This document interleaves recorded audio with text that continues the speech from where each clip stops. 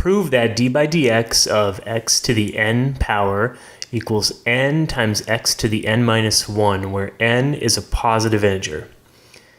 So there's a couple different ways to prove this, and I'm going to prove this using the binomial theorem. So the binomial theorem involves Pascal's triangle. So if you remember, that's the thing that starts with a 1 at the top, and then a 1 and a 1, and then you add. So 1 and 1 is 2, and you always have 1s down the side. And then 1 and 2 is 3, 2 and 1 is 3, and then we have another 1. And then we have a 1, 3 and 1 is 4, 3 and 3 is 6, 3 and 1 is 4, and then you have a 1. And you can keep doing this. And if you keep going down to, as any row you want, we can express the numbers in any row in terms of these things. This is n over 0, n over 1, n over 2, ... We can keep going here. We can go up to n over n minus 1, and then at the end we would have n over n. Okay, so you might remember these things as involving combinatorics. For our purposes here, we just need to know what the definition in general of these things is. So n choose r, which is what we would call this thing, is the same thing as n factorial divided by r factorial, make a factorial there, times n minus r factorial. Okay, so for example, n over 0, that would be n factorial divided by 0 factorial times n minus 0 factorial. And remember, a factorial means you just multiply. So like 4 factorial would be 4 times 3 times 2 times 1. You multiply all the way down to 1. And 0 factorial is defined to be 1. So in this case, if this thing is 1, we have n factorial divided by n factorial. Well, that's going to be 1. And we'll look at one more example. How about if I have n choose 1? What would that be? So then I would have n factorial on top, and then I would have 1 factorial times, this must be a factorial, n minus 1 factorial, and that's going to be n factorial over n minus 1 factorial, but n factorial can be written as n times n minus 1 factorial. Remember, we're just multiplying this out. So this n factorial is really n times n minus 1 times n minus 2 times n minus 3 all the way down to 1, which is the same thing as taking out the first n and then having n minus 1 times n minus 2 times n minus 3. And then this divided by, well, 1 factorial is 1, so I just have an n minus 1 factorial. And then you see that that's just going to be n. Okay, so I think you get the basic idea here. Now, why am I using this to prove this? Well, let's look at the limit definition of the derivative for this case. So I'm going to write it as the limit as h approaches 0 of f of x plus h minus f of x all over h. And we're going to use the function f of x equals x to the n. So if I plug that in, I'm going to have the limit as h approaches 0 of, and this is going to be x plus h to the n minus x to the n all over h. Now, what does this have to do with this? Well, remember, when we use these numbers here in Pascal's triangle, we can use them to express the coefficients of a binomial. That's what they call the binomial theorem, when the binomial is multiplied out. So what I mean is, if you have, say, a binomial, let's see, where should I write this? I'll write it right here. So we have a plus b to the n.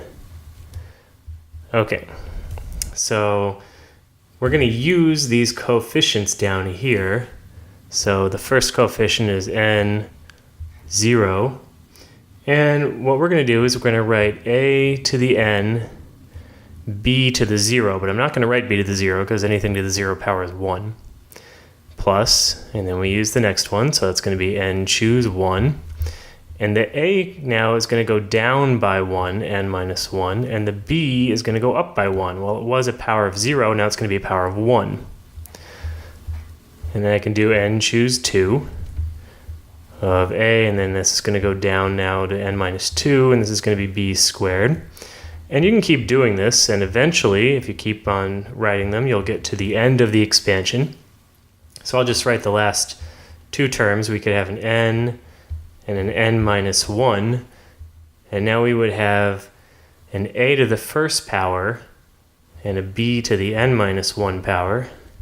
And then the last term would be n over n, and the a now would be the 0 power, so I'm not going to write it, and this will be b to the n.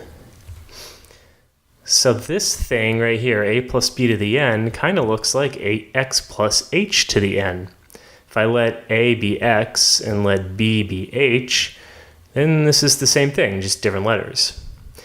So going back now to my limit, so I'm writing an equal sign here. This equal sign refers to this expression here. So we're kind of, should I draw an arrow here like this? So we're kind of going around this thing here down to here. Okay, so this is going to equal the limit as h approaches 0 of, and I'm going to use this theorem here, except instead of a and b, I'm going to write x and h. So this thing is going to look like, well, I'm going to have n choose 0, and then I'm going to have, remember, a now is going to be x to the n, plus n choose 1, and I have x to the n minus 1 times h, plus n choose 2 times x to the n minus 2 h squared, plus, and then I can keep going here, plus n over n minus 1 times x times h to the n minus 1, plus, and then the last one would be h to the n. And then don't forget that I also have minus x to the n here, so I have to tack that onto the end. I have a minus x to the n, and all of this is divided by h. All right, so I already computed what n choose 0 is. I did that over here. N choose 0 is a 1. So this is just x to the n. But look, I have x to the n minus x to the n. Those two things cancel each other. So this is going to be the limit as h approaches 0 of, well, those two things are going to go away. And if you look, every other term has an h in it. Remember, this is canceling. This first term is gone. The last term is gone. Everything else has an h. I can divide out an h because I have an h in the denominator. So what's that going to give me? So I'm going to have n choose 1, x to the n minus 1. Now that h is gone, I divided it out. Plus n choose 2, x to the n minus 2. And now I just have one h left there. Plus, and then you keep going all the way to the end. Plus, and now I have n choose n minus 1, x, h, and now I have h to the n minus 1 divided by h. Well, that's going to be h to the n minus 2. And then I'm going to have the last term, n choose n, and this is going to be h to the n minus 1, because this is going to be h to the n divided by h. And now I can take the limit. I can let all the h's go to 0. And if I do that, then I end up getting, well, all of these terms here have an h. So if I let h go to 0, those are all going to go away. And I'm just going to be left with this, n choose 1 of x to the n minus 1. But what's n choose 1? I did that over here. N choose 1 is n. So this is really just n times x to the n minus 1. And that's what I was trying to show. So this is a proof that uses the binomial theorem to show that d by dx of x to the n equals n times x to the n minus 1 as long as n is a positive integer.